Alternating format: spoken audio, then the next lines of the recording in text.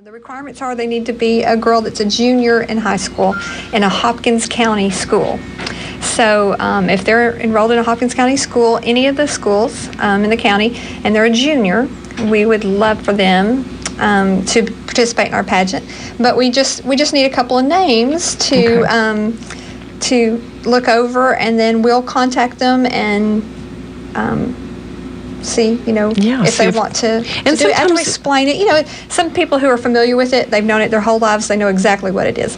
Some people have moved in or are just not familiar with it, and they have tons of questions. So sometimes it's just easier if we contact them and kind of explain the whole thing and the dates and make sure all that's going to work out. So. Because if your family is planning to go to the Bahamas the week of, then you're going to have to make a decision. If you're a Hopkins County resident, you should never, ever plan a trip for the second or third weekend in June, because it's always the second and third weekend in June. So always keep those two open on your calendar. That's well put. Mm-hmm. Well, what we would really like to do, and we've tried for the last several years, is to revive kind of a tradition that's sort of wilted away a little bit. But back in the day, I understand that each county school sent a representative as a contestant to the Dairy Festival.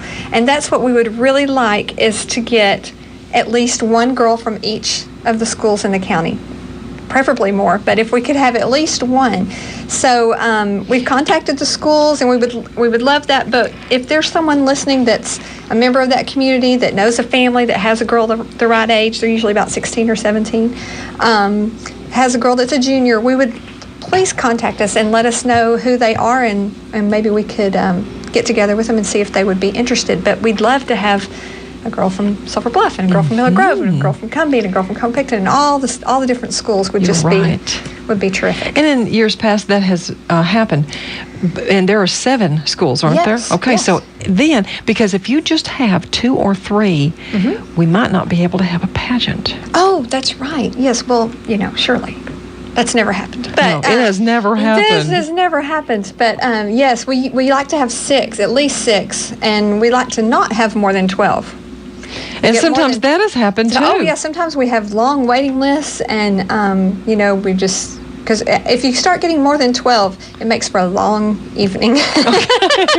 It makes the pageant go so long, and it's hard for girls to sell that many tickets when so many are selling, and that kind of thing. So 8 is just perfect, and somewhere around in there. But we would love to have a mix of girls from all the different high schools. Plus, it's so much fun for them.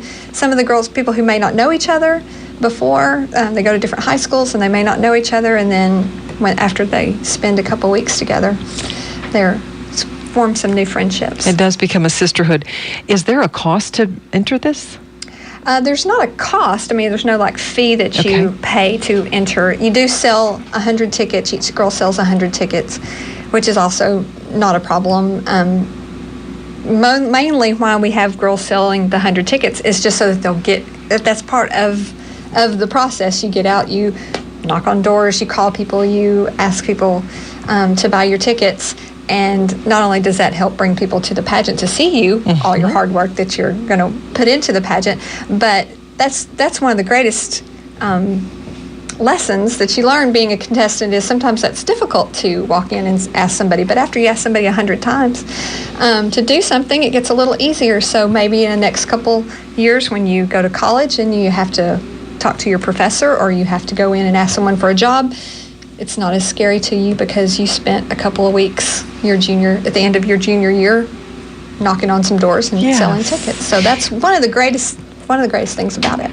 Well, I realized that promotion is a necessary part, but I hadn't really realized what a great lesson that is. Oh yeah, that's a great lesson for them to be able to talk to people, because that's really what we want. This isn't the Miss Texas pageant. We're not pretending. What the Dairy Festival Board is looking for in a queen is someone that can represent the Dairy Festival Board and represent the dairy families. And when they go to ribbon cuttings or different community events, we want somebody that can walk into a room and talk to a room full of adults that are there.